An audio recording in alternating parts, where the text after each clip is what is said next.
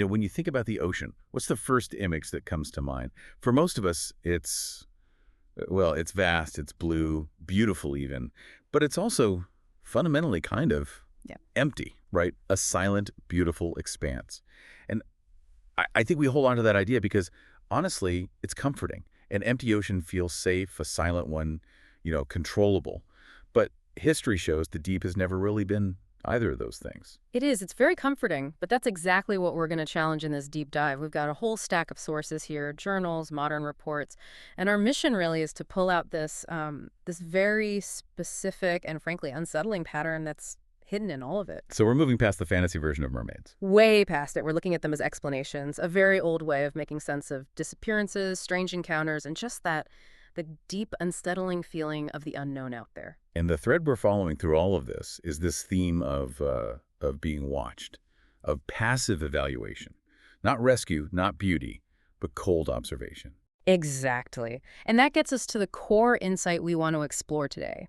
What if we're not the dominant species out there in the water? What if we're just visitors, incidental visitors in a territory that was never ours to begin with? Okay, let's unpack that, this idea of observation, because this is where the history really breaks from the Disney version. Long before these were kids' stories, they were used to explain something very real, very chilling. Disappearances. Exactly. Sailors just vanishing, no wreckage, ships coming back to port with the crew count just short, no signs of a struggle. And what's really fascinating, if you look at the sources, is the context of these appearances. You think of sea monsters, you think of a storm, right? Chaos. Right, howling in the tempest. But these creatures, they almost never show up when the sea is violent. The accounts consistently say they appear during stillness. Flat seas, clear skies, these calm, dead quiet nights. That changes everything, doesn't it? It's not nature just lashing out. It feels chosen, like an entity picking its moment.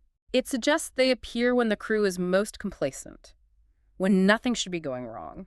Wow. And you have that incredible piece from one of the oldest sea journals. It was partially destroyed, but what survived is just. It's amazing, yeah. The sailor wakes up, middle of the night, everything's calm. But the deck it's wet and it's warm. Warm. And he uses the phrase as if something large had been breathing there. That is so specific and visceral. And then he hears something from the water. And it's not singing. It's this whispering. He describes it as the sound of someone trying to remember how to speak. Wow. Okay, so that's not a siren's call. That's effort. Like, it's a skill they don't use very often. And the next morning, 2 of the crew are just gone. Run. No blood, no fight, just absence. And the writer says he felt confusion more than fear. He was disturbed by the night's absolute calmness. See, that points to precision, control, and that is so much more frightening than some chaotic attack. And this idea of control, of them deciding something, it even pops up in really famous accounts. It's like Columbus. Everyone knows Christopher Columbus said he saw mermaids. But they lead out the part that comes next, the effect on his crew. Right. Weeks after the sighting, one of his crewmen reportedly just refused to go near the edge of the ship. He was paralyzed with fear. Why? What did he say? According to a later account, he claimed the creatures had been watching the ship for days, and he used this specific phrase, like they were deciding. Deciding what, though? That's the question. Exactly. It's not predator and prey. It feels like a clinical assessment. And this quiet evaluation, it's not just individuals, it scales up. I mean, look at that 1700s fishing village in Europe. The whole place was just abandoned overnight. Homes were furnished, boats were tied up, there was food still on the tables. The official explanation, of course, had to be rational, so they put it down as plague. But the local story? The local explanation, the one passed down, was far more chilling. They said the sea had asked for silence and the village had been too loud for too long. That's not a plague. That's a consequence, a rule being enforced. It's like they weren't conquered, they were just tidied up. The noise pollution was eliminated. So this is a huge shift. We go from seeing the ocean as this place of just chaotic danger to a place governed by a silent, deliberate intelligence. And that deep, primal instinct, it hasn't gone away. What do you mean? Even today, you talk to people who live by the water. There are always places they avoid, not because of currents or anything you can put on a map. It's a feeling. It's a feeling. They'll say, the water seems to watch you back. That instinct to just leave without knowing why, that's a survival tool. It always has been. But what happens when you can't just rely on instinct? when you have to file a report, when you have to apply logic to something that defies it. That's where we get into the modern accounts. And the denial. These are from professionals, divers, sailors who see the same things, but the explanation has to be bureaucratic. It has to be sanitized. Take the commercial diver story. So chilling. Yeah, this was a routine inspection. Standard procedure. He's deep down, working, and he looks up. And he sees a figure just below the surface, floating upright, like a woman. Eyes open, hair just sort of drifting. And then just gone. Gone. Vanished in seconds. Yeah. So how does that get written up? Oh, it's the perfect out. The human mind, especially in a professional setting, will always blame the person or the machine before it accepts the anomaly. So the report says. The official dive report lists the encounter as a visual hallucination due to nitrogen narcosis. The rapture of the deep. A convenient scientific explanation. Case closed. It is the ultimate get-out-of-jail-free card. The experience is just a chemical misfire in the brain. But the source also notes the diver never went underwater again. So his career says one thing, but his actions say something completely different.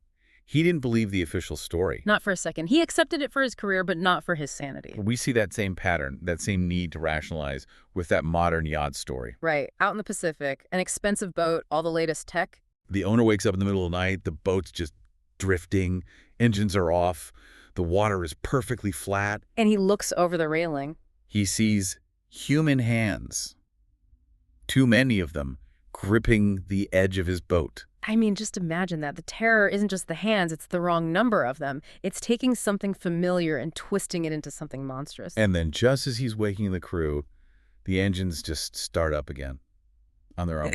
What does the official maritime report say? Mechanical failure resolved. Of course it does. And the owner sold the yacht within a month. It's easier to believe your multi-million-dollar yacht have a glitch than to believe that something was watching you and decided to let you go. A machine can be fixed. A watcher who holds your fate in its hands, that's a whole different problem. Absolutely. So moving from the visual to the auditory. This is where it feels like we're intercepting signals. It suggests organized, intelligent behavior. And behavior that seems deliberately designed to evade our attempts to communicate or even understand. You've got that account from the lighthouse keeper. Such an isolated, stark story.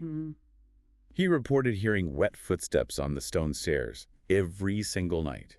A steady rhythm. Even though the main door below was locked solid and the tide was way out. So something was getting in. A physical presence, deliberately violating a secure space. And then you jump forward in technology to the Coast Guard operator. Right. High-tech sensors, radio. He picks up this bizarre, untraceable transmission. He described it as singing, but layered under static.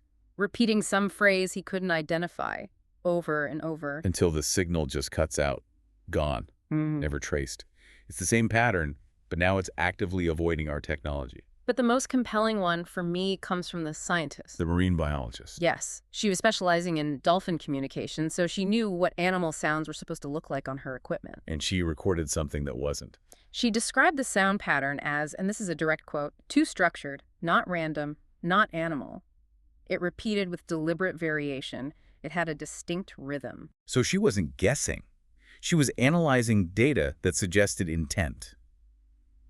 Language, even. Exactly, a language completely outside our entire database of marine life. So what happened when she tried to dig deeper into this groundbreaking evidence? She slowed the audio file down. Yeah. And she found these pauses in between the structured sounds. She said they sounded almost like someone taking a breath between words. And the file. A few weeks later, it disappeared from the archive. Disappeared how? She was just told it had been corrupted. The data was lost. So the eyewitness who sees too many hands, the biologist whose file gets corrupted, it's a pattern of suppression, whether it's self-imposed denial or something external. And that suppression makes sense when you look at how these beings are actually described in the older accounts. They're not beautiful, not at all. The focus is on these deeply unsettling details. Details that are designed to put us on edge. They talk about eyes that don't blink, about mouths that move slightly out of sync with the sounds they're making. And smiles that look cracked. Right into the uncanny valley. It's like something trying to mimic a human form just enough to be terrifying. A performance of being like us, but absolutely not us. So when we pull all of this together, what does it actually mean?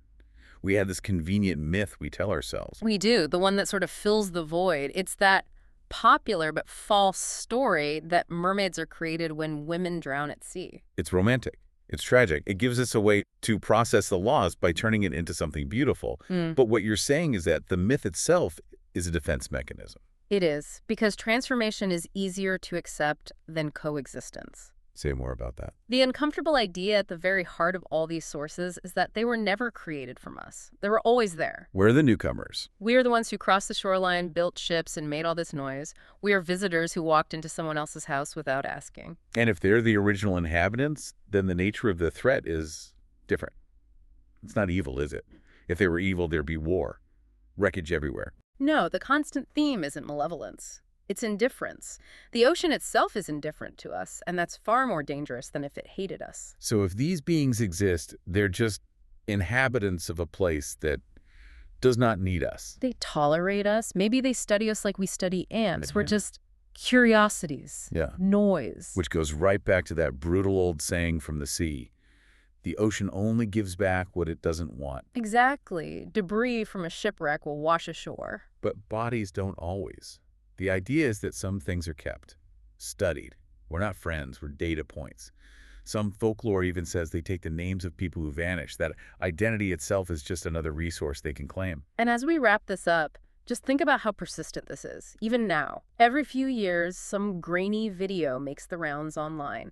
A shadow, a shape in the water. And it's always debunked, quickly explained away by experts. Always. But you read the comments, and you'll always find people saying the same thing. It's not what I saw, but it feels close. That feeling is the key, isn't it? I think so. We keep the stories alive because concrete proof would demand responsibility. It would force us to act. If something intelligent lives down there, then the ocean isn't an empty resource anymore. It's a territory. And we are, frankly, very poor neighbors. We'd have to answer for everything we've done to it. So the big takeaway from this deep dive really is that the truest stories aren't the loud ones. They're quiet. They're about observation, assessment, and waiting. They're warnings that we've repackaged as entertainment. And that image of waiting is where the source material leaves us.